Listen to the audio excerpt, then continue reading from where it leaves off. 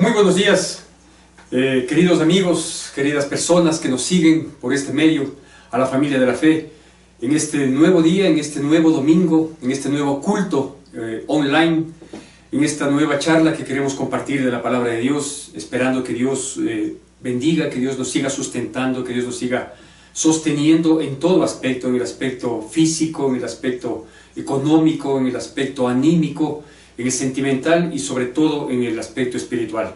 Ese es el anhelo, ese es el propósito y por eso es que tenemos que permanecer siempre en la búsqueda de la dirección de Dios. Quiero compartirle en esta mañana algo que Dios depositó en mi corazón y que he venido un poco tratando de analizar las cosas como se están dando. Yo recuerdo, y para eso quiero compartirle, mencionarle una pequeña historia de mi vida. Recuerdo que cuando yo tenía unos 12, 13 años posiblemente, siendo hijo de familia, siempre me encantó el deporte, me fascinaba el deporte, me gustaba estar siempre muy activo. Y por esa actividad mismo y sin medir las consecuencias, tuve muchos quebrantos en mis huesos, en todo mi cuerpo.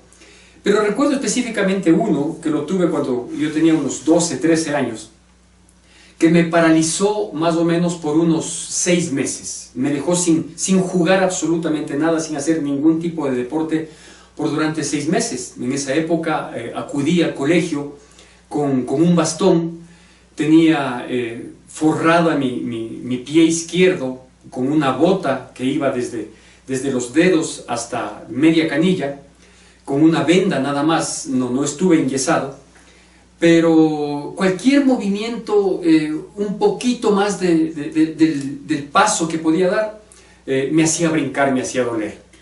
Pero más que el dolor del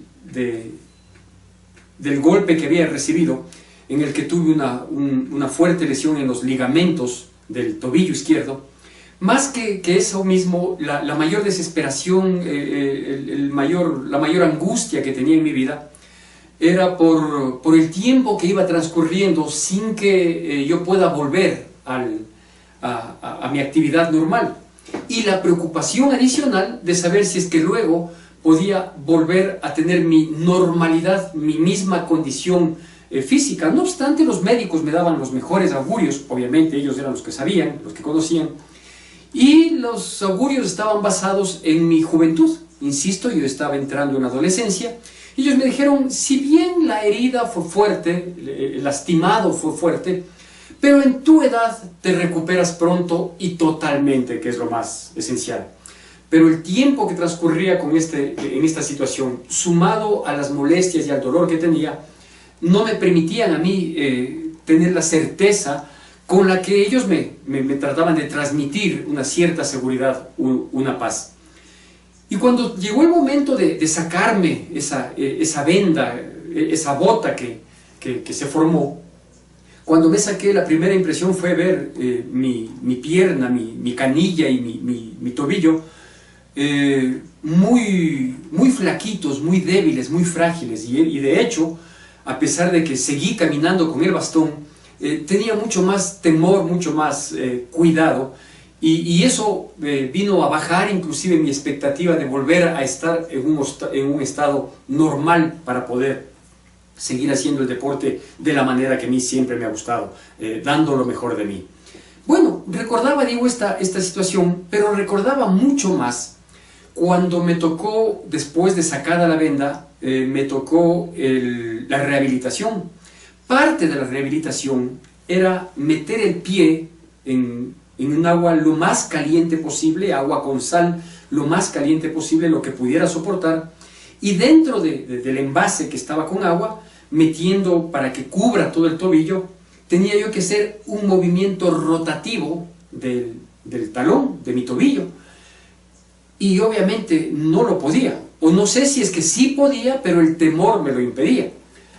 Y mi papá me solía hacer esta rehabilitación, porque cuando yo lo hacía solo, obviamente no lo hacía con la temperatura del agua a lo que soporte, sino que lo hacía pues con un agua tibia, ¿sí? y lo que hacía era relajar el pie en el agua tibia. Pero cuando mi papá se dio cuenta que esa no era la rehabilitación, sino que esta rehabilitación implicaba un mayor esfuerzo, un mayor sacrificio, el soportar una temperatura mayor del agua y tratar de intentar, a pesar del dolor, de mover circularmente el pie para que luego vuelva a tener la actividad que yo pretendía, ¿sí? La actividad normal, ¿sí? Entonces mi papá me forzó a esta situación que me trajo dolor y toda la situación.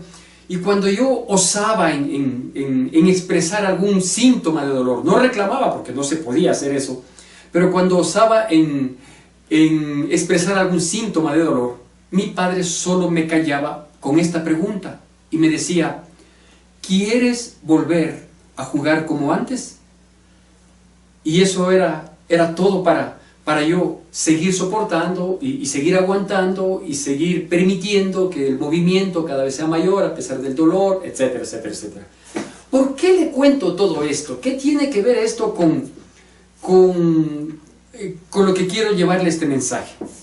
Bueno, a la luz de la palabra también me venía a la memoria algunas historias bíblicas que sucedieron a personas comunes y corrientes como usted y como yo, en distintas épocas, pero personas al fin, personas con los mismos temores, personas con los mismos quebrantos, personas con los mismos aciertos, personas con las mismas capacidades, con las mismas frustraciones que tenemos hoy y que siempre ha existido a lo largo de la historia de la humanidad, ¿no es cierto? Entonces, pensaba, por ejemplo, de aquellas situaciones que de pronto se presentan en nuestras vidas, que nos ponen un alto, que nos ponen en un stand-by de lo que nosotros hemos llamado normalidad, y que no vemos una salida pronta, o no vemos una salida de acuerdo a nuestras expectativas, de acuerdo a nuestra imaginación. Obviamente nuestra imaginación y nuestra expectativa está basada en la información que hemos acumulado, la que tenemos hoy en día y la que hemos acumulado. La escuela de la vida nos da también una perspectiva, ¿no es cierto?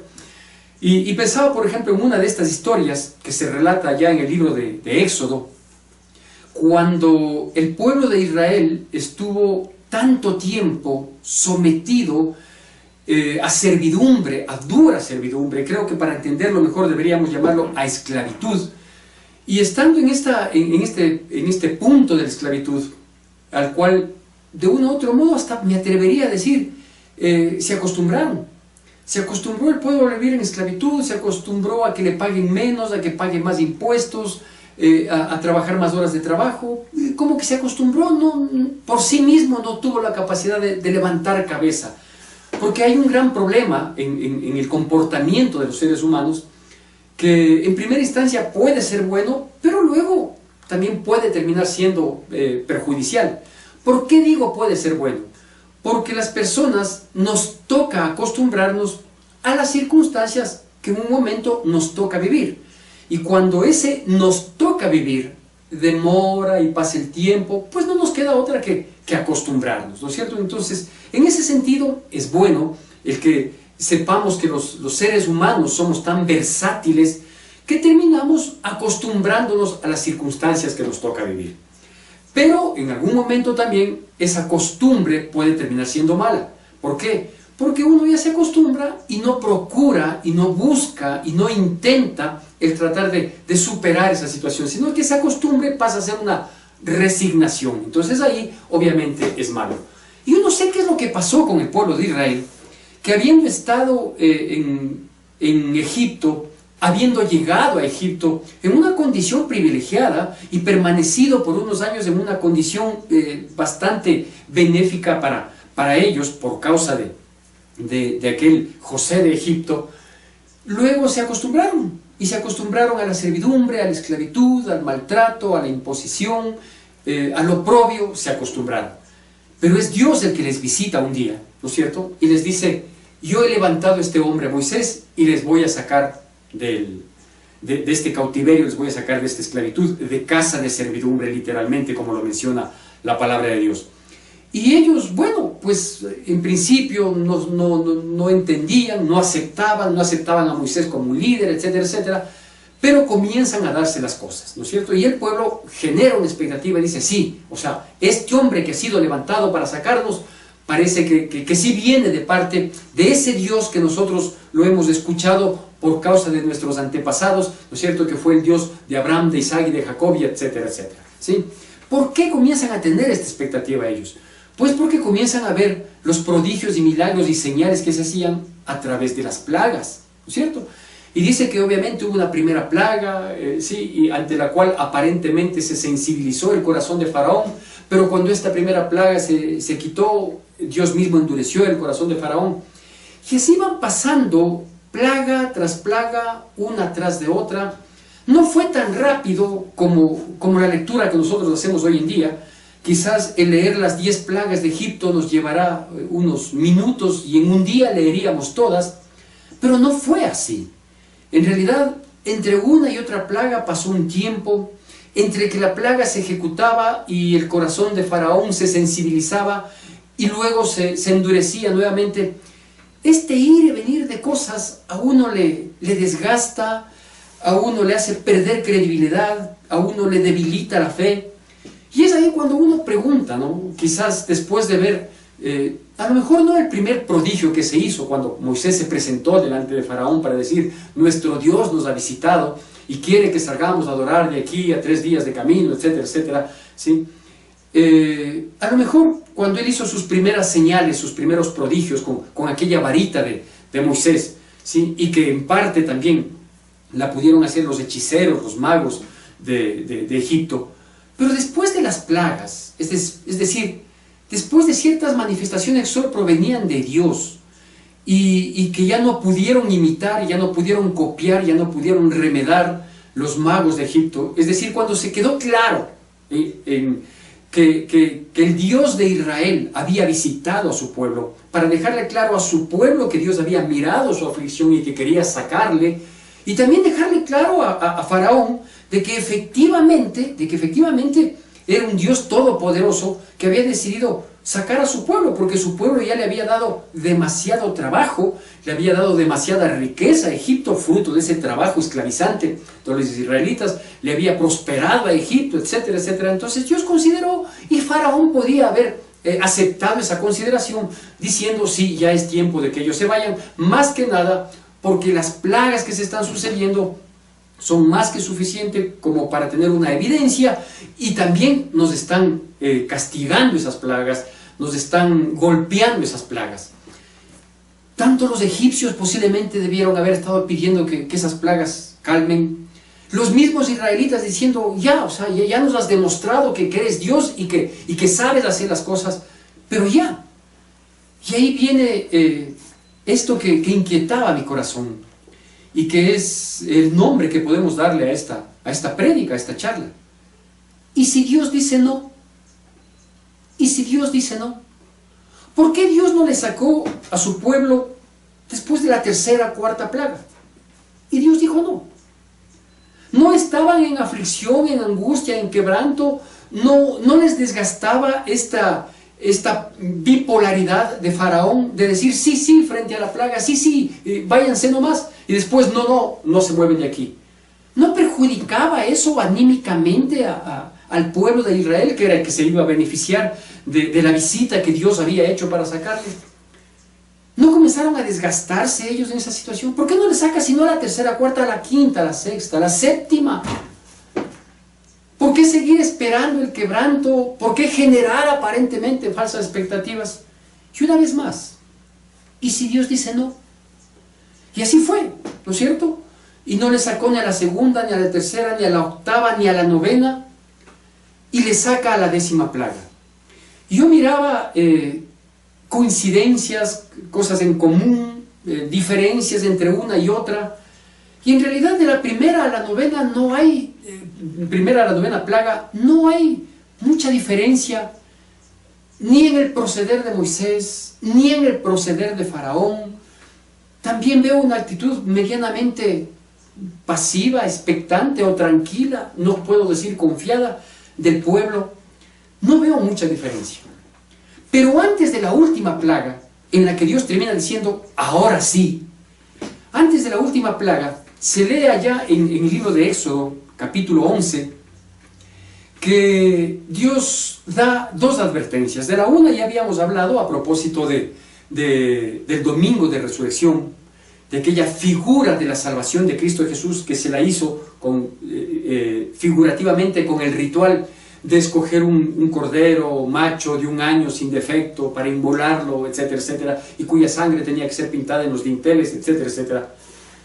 Sino que veía algo, que después de la 9ª plaga, Dios había obrado de tal manera en la vida de los egipcios para que sucediera algo que Dios lo tuvo guardado como un as bajo la manga hasta la 9ª plaga. Y que ahora me permito decir que algo entiendo de por qué no sucedió a la 2ª, a la 3ª o a la 4ª. Y lo que se relata en Éxodo capítulo 11, versículos 2 y 3, es que antes de que Dios dé la disposición de cómo tenía que prepararse en el rito el pueblo israelita para que al día siguiente les permitan salir a esta adoración con toda su gente, con todos sus ganados, en Éxodo capítulo 11, versículos 2 y 3 dice que Dios dispuso a los israelitas que todos ellos pidieran a sus vecinos egipcios, pidieran joyas, alhajas, cosas de valor, para que salgan con eso. Y ellos entregaron, los egipcios entregaron, ¿sí? Las joyas, las alhajas, dijeron, con tal de que no nos caigan más plagas, con tal de que ustedes se vayan, con tal de que nos dejen la paz, por favor tomen las alhajas, ¿sí? Y váyanse, ¿sí? Vayan a adorar a su Dios que tanto mal nos está haciendo. Pues resulta que efectivamente Dios no es que estaba alcahueteando un fraude, un hurto, es decir, pedir que se les entregue unas joyas, algo de valor, para luego Dios socapar esto. No, lo que Dios estaba haciendo es haciendo justicia. Egipto se había beneficiado mucho, por muchísimos años, del trabajo abnegado, del trabajo duro, del trabajo fuerte, que su pueblo había entregado a Egipto. Y no permitiéndole salir, porque eso demuestra que tenían la intención de seguir aprovechándose de esa condición, entonces Dios prepara los corazones de los egipcios, sí, con 9 plagas. No con 8 ni con 7, con 9 plagas. En la 9ª plaga, al cumplimiento de la 9ª plaga, ellos están con un corazón totalmente abatidos, desconcertados, y dicen, lo único que queremos es que se vayan. Entonces Dios dice, yo voy a hacer que ellos te paguen por el trabajo o parte del trabajo que durante tantos años y tan duro trabajo ustedes van entregado. Y efectivamente entregan alhajas, entregan joyas, les dice, ve, con tal de que se vayan, es decir, se llevaron con consentimiento, por lo tanto no es un hurto, ¿sí? No es una estafa, no es un engaño. Y entonces Dios permite que salgan. Y ahí la respuesta es, ahora sí, ahora es el tiempo de salir. Claro, mientras tanto, todo el tiempo anterior, de desconcierto, de desacierto, tanto para egipcios como para israelitas, no tenía una explicación. Y la única respuesta que había era, ¿y si Dios dice que no? Pensaba también en otra historia bíblica que se encuentra en Primera de Reyes y que es muy conocida, del profeta Elías. Y el profeta Elías, en una condición bastante singularmente crítica para todo Israel y para él de manera especial, estaban viviendo momentos difíciles. Había un rey de Israel que se llamaba Acab, que era un enemigo de Israel por causa de su esposa. Tomó una mujer que no le convenía, esta mujer tomó un predominio sobre él, ¿sí? Y era una mujer malvada y perversa, que no solo trajo dolor al pueblo, sino que le tenía en la mira al profeta Elías, a quien quería matarle a toda costa. Pero Elías era un profeta de parte de Dios.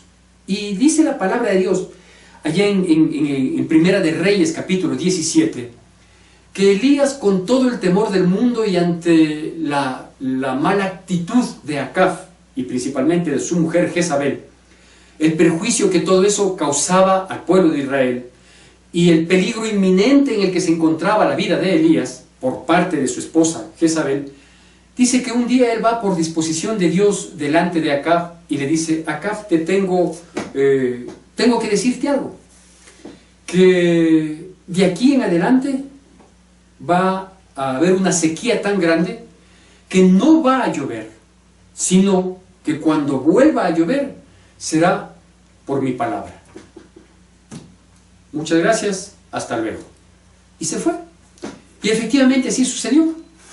Dice que no volvió a llover más, que los ríos comenzaron a secarse, los riachuelos se secaron, y todo esto trajo un quebranto terrible, pero terrible. Quizás hoy, por las circunstancias que nosotros estamos viviendo, podemos tener una mejor idea, ¿sí?, de lo que el texto nos muestra, ¿sí? Una cosa es decir, hubo sequía por 3 años y medio, y otra cosa es decir, ¿cómo soportaron después de los 3 primeros meses? Cuando la agricultura se vino abajo, cuando no había ni siquiera expectativa de sembrar porque no había lluvia que permita que la tierra fructifique, cuando los animales comenzaron a secarse por falta de este líquido vital, cuando las personas entraron en desesperación, no por no poder bañarse como quizás nos hacemos problema el día de hoy por pequeñeces, sino que fueron momentos críticos. Digo, me permito decir, a partir del segundo o tercer mes, toda reserva que ellos tenían de agua, sí, se iba acabando. De hecho, hubo una gran mortandad. Y frente a un panorama tan crítico, que no fue provocado por el pueblo en mayor manera, fue provocado por una mala gobernación del rey Acab, quien había tomado decisiones muy malas, como por ejemplo escoger a una mala mujer que no era temerosa de Dios. Pero por causa de ellos, este mal no les llegó solo a ellos, les llegó a todo Israel. Y este mal estaba afectando a la vida misma. El no tener agua para que los campos no fructifiquen, el no tener agua para que los animalitos mueran y no puedan cumplir su parte dentro del ciclo alimenticio de los seres humanos, el no tener agua para poder cumplir los aspectos más básicos sanitarios, el no tener agua, o sea, perdónenme, esto era terrible, espantoso. Pasaron 6 meses. Señor, por favor, Elías, di tú la palabra, porque si tú dijiste que efectivamente Dios te ha dicho que no va a volver a llover, si no es por tu palabra, por favor, dilo. Y Elías decía, Dios no me ha dicho que lo diga. Dios no me ha dicho que lo diga. Y aquí viene nuevamente el nombre de esta prédica y la pregunta que está ahí, dice, ¿y si Dios dice no? ¿Quiénes somos nosotros para decir sí? ¿Y si Dios dice no? ¿Tenemos pleno conocimiento de la voluntad? ¿Tenemos pleno conocimiento del propósito? No. Sabemos que hay un propósito, pero hasta ahí llegamos. Que algo uno va entendiendo, va viendo, sí, conforme pasa el tiempo va entendiendo. ¿Cuándo entenderemos todo? Cuando Dios diga sí. Pero de momento Dios dice no. Con el mismo Señor Jesucristo. Jesucristo, Él sabía el propósito que le trajo acá a la tierra. Llegó un momento en que quizás es el momento más humano de Jesucristo, cuando va a orar en Getsemaní en compañía de los suyos, después de haber cenado de lo que conocemos como la última cena. Y Él, quebrantado de una manera crítica, quebrantado sobremanera, le pide 3 veces a Dios, le dice, papá, si es que es posible, pasa de mí esta copa, pero que no se haga mi voluntad sino la tuya. Era el Hijo de Dios, era Jesucristo. Era aquel que vino al mundo y no pecó, no tuvo mancha, no claudicó ante ninguna tentación, santo, perfecto. Y era su Hijo, por favor. Y la respuesta fue, ¿y si Dios dice no? Entonces, en todos estos aspectos, estas historias, comenzando con la historia mía, todas estas historias en que la aparente solución o en que la probable salida, ¿sí?, comienza a tardarse y el tiempo pasa, y conforme pasa el tiempo se agudizan las situaciones. Es terrible pensar en que, ¿y si Dios dice no?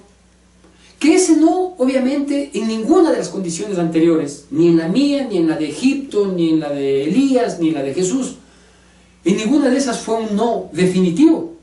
Siempre fue un no todavía. Pero un no todavía suena a un no presente. Y ese no presente es el que a nosotros a veces nos hace generar muchos cuestionamientos, muchas preguntas, que remueve a veces nuestra fe, que nos cambia a veces hasta el ánimo, porque es, ¿y si Dios dice no? Mire, todos tenemos la expectativa, y yo también, y de hecho nos mantenemos, y creo que así es, al menos con la congregación que Dios ha puesto bajo mi servicio, mi dirección. Hicimos un propósito al poco tiempo, a los días, quizás a las 48 horas, de decretado el estado de emergencia, de decretadas todas estas restricciones. Hicimos un propósito de orar todas las noches a las 9 de la noche. Todas las noches a las 9 de la noche decidimos las familias organizarnos de tal manera, entiendo y espero que así lo estén haciendo, no es algo que yo pueda constatar, en cuanto a mi familia así lo mantenemos, doblar nuestras rodillas a las 9 de la noche para clamar por todas las situaciones, pero con el objetivo principal de pedir a Dios que ponga un alto, que mande una solución, que haga el milagro, que detenga, etcétera, etcétera, etcétera, esta pandemia que viene cobrando vidas, que viene desalentando a la vida, que viene acabando con situaciones económicas, que viene desgastando la fe, en fin, hay un sinnúmero de situaciones que se dan mientras pasa el tiempo, porque si esto pasaba en 15 días, sí, vea, en 15 días alabábamos, glorificábamos, posiblemente ahora habríamos estado en toda una semana de cultos especiales, de alabanza, sí, y hoy posiblemente, es decir, ya 5 semanas después, habíamos vuelto a nuestra normalidad, entre comillas. Pero no es así. Y seguimos clamando, y lo vamos a seguir haciendo. No estoy diciendo que como hasta aquí no ha pasado nada, abandonemos la causa. Jamás, jamás abandonar la causa. No podemos ser personas de doble ánimo, porque ellos no consiguen nada, dice la palabra, y la realidad así nos muestra. Seguimos orando, seguimos clamando. No sé si con el mismo ánimo, con el mismo ímpetu, pero seguimos orando. Y hasta aquí la respuesta de Dios ha sido, no todavía. Porque no vemos nada. No vemos nada que esté sucediendo. No vemos ni en los países que comenzaron antes de esta crisis, no vemos que haya una curva de disminución de contagio. No hay, no lo vemos.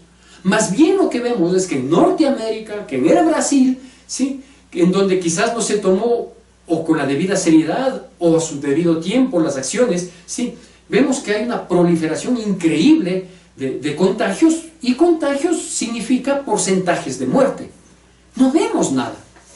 Y hasta aquí Dios nos ha dicho, no. ¿Alguien tiene una explicación? Vea, cualquier explicación que pudiéramos dar, o es de carácter demasiado general, o simplemente será una elucubración muy personal que obviamente no traiga ningún consuelo, ninguna esperanza. ¿Cuál es la especulación que nosotros hacemos de carácter general? Que bueno, Dios tiene un propósito, eso sí estamos totalmente seguros. No lo tenemos muy claro, pero sabemos que Dios tiene un propósito y que posiblemente ese propósito todavía no se cumple. Como no se cumplió de la primera plaga a la novena. Porque si salen de la primera a la novena plaga, ¿sí?, salían sin una joya, sin una retribución, sin un pago de su duro trabajo. Tuvieron que salir a la 10ª, porque a la 10ª ya pudieron salir con un pago. Elías tuvo que después de 3 años, 5 meses, hacer esta oración, cuando Dios había cumplido el propósito que tenía que cumplirlo, principalmente en Acab y en su mujer. Jesucristo, ¿sí?, recibió un no por respuesta aparentemente, pero no fue un no a su hijo, fue un no, sí fue un no a su hijo, pero diciéndole un sí a un plan. Porque no es que Dios quería matarle a su hijo, Dios quería que el plan se cumpla a través de su hijo, tanto así que después a su hijo le resucitó, y le resucitó en gloria, y hoy está a la diestra del Padre intercediendo por nosotros. Entonces, entender el no todavía de Dios, o entender el, y si Dios dice no, ¿quién soy yo para decir algo en contrario? ¿Quién soy yo para juzgar los tiempos de Dios? Es lindo hablar del tiempo de Dios, es perfecto, por supuesto que es perfecto, en las cosas ya vividas, en las experiencias ya pasadas, aquellas que nos trajeron lágrimas, que nos trajeron dolor, quebranto y que nos hicieron pensar que íbamos a perecer, a desfallecer, o que de tal o cual situaciones nunca más íbamos a salir o no íbamos a quedar bien. De esas podemos hablar y decir, el tiempo de Dios fue perfecto. Pero de la que estamos viviendo, sin embargo, estamos totalmente seguros que el tiempo de Dios es perfecto.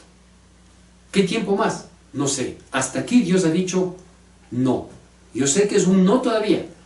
Más bien la sensatez me impulsa a meditar en estos versículos que quiero compartirle para concluir este tema. Y estos versículos se encuentran en un libro cuyo nombre puede por un lado identificarse con la situación que estamos viviendo, pero por otro lado también están ubicados estos versículos después de que el expositor de la situación menciona todo lo vivido, todo lo pasado, ¿sí? Y llega a esta conclusión en la mitad de este pequeño libro del Antiguo Testamento. Y me refiero al libro de Lamentaciones. El libro de Lamentaciones es un libro que muestra la condición del profeta Jeremías, quien había recibido de parte de Dios el encargo de advertir al pueblo de Dios que cambiara sus caminos, que reviera su comportamiento, que enmiende sus errores, que se vuelva de todo corazón a Dios. No solo que lo dijo eso, sino que le dijo, porque si no haces esto, de volverte a Dios, de buscar de Dios, de cumplir sus mandamientos, pues esto te va a pasar, ¿no es cierto? Y le menciona las cosas que iban a suceder, que exactamente, tristemente, terminaron sucediendo así. Entonces, en el libro de Lamentaciones comienzan los primeros capítulos diciendo esto: ¿cómo ha quedado la ciudad populosa? Aquella que era la imagen de la prosperidad, aquella que era la ostentación de todas las benevolencias de parte de Dios, ha quedado en nada. Así comienza refiriéndose a Jerusalén.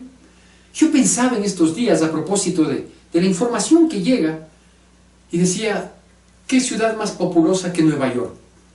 Tuve el privilegio de estar hace menos de un año en Nueva York, visitando con mi familia, y claro, es otro mundo. Una ciudad que solo en el sector más conocido de la parte turística dice que viven cerca de 4 millones de habitantes y se mueven cerca de 7 a 8 millones de habitantes diariamente, y es la ciudad que nunca duerme, así fue calificada. Y es la ciudad del derroche, junto con otras, pero creo que este es el símbolo mayor del derroche, Nueva York. Es la ciudad que obviamente también genera la mayor cantidad de basura y de desperdicios y de materiales, algunos reciclables, otros no. Posiblemente del mundo, no sé si haya otra ciudad que provea más basura en Nueva York. Y en los lugares tan bonitos, esos edificios, esas torres inmensas, con unas grandes pantallas increíbles que uno tiene que estar ahí para saber que es cierto, se pasean también ratas en las calles, porque es una ciudad que tiene la mayor población de estos animalitos paseándose, conviviendo junto con los millones de seres humanos, unos que viven ahí, otros que visitamos. Digo, una ciudad populosa, una ciudad grandiosa, una ciudad que está en la cúspide. ¿Quién en el mundo no quisiera conocer? A lo mejor, no sé si anhelaríamos no vivir, no es ese mi caso, pero que quisiera conocer, quisiera estar ahí, quisiera no terminar sus días sin haberla visto personalmente. Ahora, los grandes espectáculos que se ofrecen los 365 días del año, todo está cerrado, todo está terrible, la ciudad populosa. Y digo, Jeremías comienza hablando de cómo era esa ciudad vanidosa de Jerusalén, tan bendecida, tan prosperada, tan sustentada. Y no me refiero solo a la ciudad, sino obviamente a las personas que vivían ahí y que se jactaban de su estadía. Y luego el profeta da un giro un poquito conforme va avanzando en los versículos, para decir: ¿cómo estás de acabada, cómo estás de destruida? Porque no hiciste caso a la advertencia. Y ahora vas a llegar a un cautiverio. Y efectivamente llegaron a un cautiverio. Los babilónicos, los caldeos, la tomaron, la destruyeron sus muros, destruyeron las puertas de la ciudad, se apoderaron de toda la riqueza del templo, que era su mayor ostentación, que era su jactancia. Y comenzaron a pasar los años. Y el pueblo fue llevado cautivo, y el único pueblo que quedó ahí fue el pueblo que a los babilónicos consideraron ellos que no era un pueblo que podía servirles en los trabajos que ellos necesitaban en otros espacios. Es decir, ahí quedaron solo los ancianos, los discapacitados, los menesterosos, gente que no tenía capacidad ni de rebelarse, ni tampoco de reconstruir. Y años después, habían pasado muchos años, y muchos hombres de Dios se levantaron para clamar a Dios, para pedir a Dios. Y Dios dijo: no todavía. Hasta cuando se cumplió el tiempo, el plan y el propósito de Dios. Y llegamos en ese mismo libro de Lamentaciones, que le cuento todo esto respecto de las situaciones difíciles a las que muchas veces se llega, y que uno clama y pide para que las cosas se detengan, para que venga una solución pronta, para que la solución sea quizás dada de parte nuestra, o como nosotros imaginamos, etcétera, etcétera. Y no se da. Y llevamos 5 semanas. Y no hay una clara esperanza. Lo que hay es especulaciones. De que ya hay quien conoce el antídoto, de que tomando esta situación creamos una resistencia. Todos son especulaciones, especulaciones, especulaciones. Nadie oficialmente se atreve a decir: esta es la situación, esta es la respuesta, esto es lo que tenemos que hacer. ¿Por qué no se atreven? Porque no hay. Pero el tiempo sigue pasando. Así que frente a eso digo, es mejor ser honestos, ser sensatos. Y por eso quiero darle lectura de estos versículos del libro de Lamentaciones, capítulo 3, versículos 37, 38 y 39. Lamentaciones, capítulo 3, versículos 37, 38 y 39. Y dice la palabra de Dios así: ¿quién será aquel que diga que sucedió algo que el Señor no mandó o permitió? De la boca del Altísimo ¿no sale lo malo y lo bueno? ¿Por qué se lamenta el hombre viviente? Laméntese el hombre en su pecado. Creo que esto es bastante más sensato a estas alturas de la vida. Dice: ¿quién es aquel que se atreve a decir que lo que sucede Dios no lo mandó? O yo me permito añadir, o Dios no lo permitió. Sí, pues, como sea que haya aparecido el virus, si por la compra-venta del murciélago, que dicen que en el mercado no venden murciélagos, si fue una situación de laboratorio con premeditación y alevosía, o si fue un descuido, lo que haya sido está pasando. Y Dios lo permitió. Y si Dios lo permitió, es porque Dios tiene un propósito. ¿Hasta cuándo? Y si Dios dice no todavía, no sale, dice, de la boca del Altísimo, sale de la boca de Dios lo bueno y lo malo. Yo no quiero que se malinterprete este versículo diciendo: o sea, que Dios puede sacar algo malo. No, no. Cuando la Biblia dice que de la boca de Dios, de la boca del Altísimo, sale lo bueno y lo malo, es que está diciendo: Dios saca lo que es o bendición o maldición, para poner a consideración de nosotros. Eso lo dice allá en el libro de Deuteronomio, capítulo 19. He aquí yo pongo delante de ti la vida y el bien, la muerte y el mal. De la misma boca de Dios sale. Dice: este es el camino que tienes que seguir, o este es el camino que yo te recomiendo, te sugiero que no lo sigas. Porque este camino te va a llevar al bien y a la vida, y este otro camino te va a llevar a lo malo o a la muerte. A eso se refiere. Y termina diciendo el versículo 39, bueno, no termina, yo termino porque con estos versículos concluyo. Termina diciendo el versículo 39, ¿por qué se lamenta el hombre viviente? Hace una pregunta y concluye ese versículo, laméntese el hombre en su pecado. Yo pienso y digo, clamamos, pedimos y vamos a seguir haciéndolo. Obvio, si algo yo quiero es que las cosas vuelvan a la calma, yo quiero que ya no haya más contagios, yo quiero que ya no cobre más vidas, yo quiero que la producción comience nuevamente a activarse, yo quiero que la gente ya no caiga en la desesperación. O sea, es obvio, soy un ser humano con corazón, con sentimientos, yo tengo familia, yo he pasado también un momento muy triste en este lapso. Es decir, hay un sinnúmero de situaciones que nos impulsan a orar, a pedir, a clamar, y así vamos a seguir, y así es como tenemos que seguir.